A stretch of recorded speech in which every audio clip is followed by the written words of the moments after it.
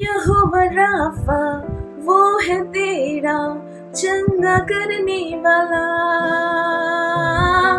अब दिया आशीषों से भरेगा, आ तू उसके पास। यहोवा राफा वो है तेरा चंगा करने वाला।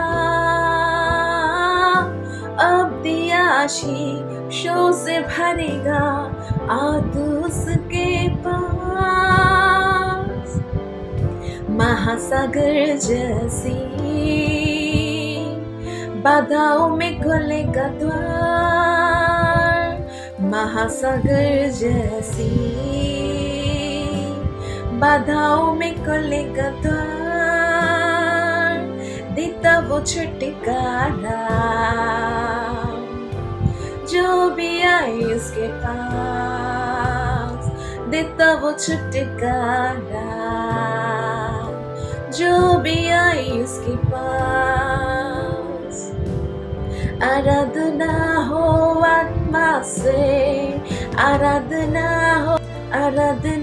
हो आत्मा से, आराधना हो सच्चाई से। हर एक चीज में होगा यहोवा की आराधना करे। हे आराधना हो आत्मा से, आराधना हो सच्चाई से। हर एक चीज जिसमें हो प्राण, यहोवा की आराधना करे। यहोवा राफा वो है तेरा चंगा करने वाला। अद्भुत सामर्थ से वो भरेगा, आ तू उसके पास।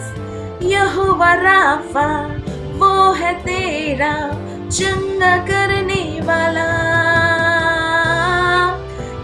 अद्भुत सामर्थ से वो भरेगा, आ तू उसके पास। Glory to Jesus, my beloved brothers and sisters। आज परमेश्वर हमारे बीच में है और उसका नाम है यहोवा राफा, जो चंगा करने वाला है, जो चंगाई देता है। वो यहोवा राफा परमेश्वर आज आपके साथ, हमारे साथ आज उसकी प्रेजेंस है। Glory to Jesus. जब हम वचन में जाएंगे, यिर्मयाह उसका 17 का उसका 14, परमेश्वर का वचन कहता है, हे यहोवा मुझे चंगा कर, तब मैं चंगा हो जाऊंगा। मुझे बचा, तब मैं बच जाऊंगा, क्योंकि मैं तेरी ही स्तुति करता हूँ। दैट मीन्स जो हमको चंगाई देता है, जो हमको चंगा करता है, उसका नाम है यहोवा राफा। और अगर आज आप किसी ऐसी परिस्थिति में है, किसी ऐसे बीमार की अवस्था में है, जो शायद डॉक्टर ये कह रही है कि ये इम्पॉसिबल है, शायद डॉक्टर कह रही है कि ये तुम्हारे लिए इम्पॉसिबल है, तुम्हें जिंदगी भर, तुम्हें लाइफ टाइम तक तुम्हें मेडिसिन लेना पड़ेगा। शायद डॉक्टर कह रहे हैं कि ये ऑपरेशन नहीं हो पाएगा। शायद डॉक्टर कह रहे हैं कि अब ऊपर वाले के हाथ में छोड़ दो। आपको डॉक्टरों का डॉक्टर के ऊपर भरोसा करना है, क्योंकि जो डॉक्टरों का डॉक्टर है वो हमारा पिता परमेश्वर यहोवा है और उसका नाम यहोवा राफा है। मेरे प्रिय भाई बहन, बीमार बहुत से लोग होते हैं। कोई होता है शारीरिक बीमार। शारीरिक बीमार में हम बहुत से शारीरिक कष्ट को झेलते हैं, शारीरिक कष्ट को हम देखते हैं, उस पेनफुल को हम फील करते हैं। और एक आत्मिक बीमार रहता है, जो शायद हम प्रार्थना करने का तो हमको मन लगता है, लेकिन शायद हम प्रार्थना नहीं कर पाते हैं। हमें वचन पढ़ने का मन लगता है, हम बाइबल नहीं पढ़ पाते हैं। हम उपवास करने का, फास्टिंग करने का, प्रभु की संगति में जाने का, चर्च जाने का हमारा मन तो करता है, लेकिन अफसोस कि हम जा नहीं पाते। शैतान हमारे पाँव को जकड़ के रख देता है। शैतान हमको उस अंधकार में, क्योंकि वो चाहता है कि तुम अंधकार में रहो, तुम ज्योति में ना आओ। और परमेश्वर कहता है कि हम ज्योति के संतान हैं, इसलिए आज परमेश्वर हमको ज्योति के संतान कहते हैं, क्योंकि वो खुद ज्योति है और आज परमेश्वर हमको ज्योति बनाता है और कहता है कि मैं तुम्हें अंधकार से लेकर मैं तुम्हें ज्योति में ले आऊंगा। दैट मीन्स आज जो हम किसी बात को लेकर निराशा में हो जाते हैं, किसी बात को लेकर हम अपनी आशा को खो देते हैं, किसी बात को लेकर हम जल्दी से डाउट करते हैं, जल्दी से संकोच हो जाते हैं और फिर हार मान जाते हैं, हम गिव अप ले लेते हैं। हम बहुत सारी बातों में अपना डिप्रेशन, एंजाइटी, मेंटल इश्यूज की वजह से और भी हम अपनी बॉडी में हम उस इलनेस को ले लेते हैं, जिससे हमारा शारीरिक, मानसिक, शारीरिक और आत्मिक जीवन में हमें प्रभाव डालता है। Glory to Jesus. हो सकता है आपके परिवार में आपका फैमिली इशू हो, उस फैमिली इशू को लेकर आप सोच रहे हैं, बहुत ज़्यादा सोच रहे हैं और सोचते सोचते आपका मेंटली इशू, आपका फिजिकल इशू और आपका स्पिरिचुअल में भी वो इफेक्ट डालता है। क्योंकि जब हम किसी बात से निराश हो जाते हैं तब मेरे beloved brothers, my beloved brothers and sisters, जब हम आत्मिक स्थिति में गिर जाते हैं या हमारा आत्मिक स्थिति गिर जाता है, या इसीलिए होता है क्योंकि ये हमारे सोच पर डिपेंड करता है।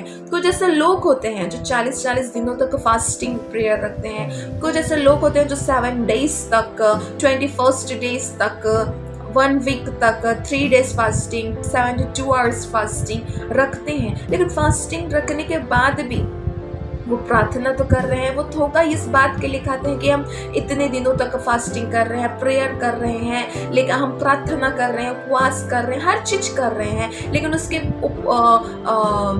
उपवास के दौरान, ड्यूरिंग द फास्टिंग, उनके साथ ऐसा होता है कि वो किसी बात को लेकर जल्दी से चिड़चिड़ापन को फील करते हैं, या जल्दी से माइंड को गलत तरीके से ले लेते हैं, या फिर बहुत जल्दी गुस्से में आ जाते हैं और वो सोचते हैं कि हम गुस्से में नहीं हैं, हम प्रार्थना कर रहे हैं। और मेरे बिलव्ड ब्रदर्स एंड सिस्टर्स, कई बार ऐसा आपके लाइफ में भी हो सकता है कि जब आप फास्टिंग प्रेयर रखते हैं, उपवास रखते हैं, तब हो सकता है कि शैतान आपके माइंड को डाइवर्ट करने की कोशिश कर रहा हो कि आपका फास्टिंग सही समय तक ना जाए। अगर आपने 7 डेज का फास्टिंग रखा है तो शैतान नहीं चाहता कि आप 7 डेज के फास्टिंग तक आप सफल रहे। इसलिए आज मैं आप सबसे कहना चाहती हूँ कि हमारा मन का चंगा होना बहुत जरूरी है, क्योंकि जब हमारा मन, इसलिए परमेश्वर का वचन कहता है कि अपने मन की चौकसी करना।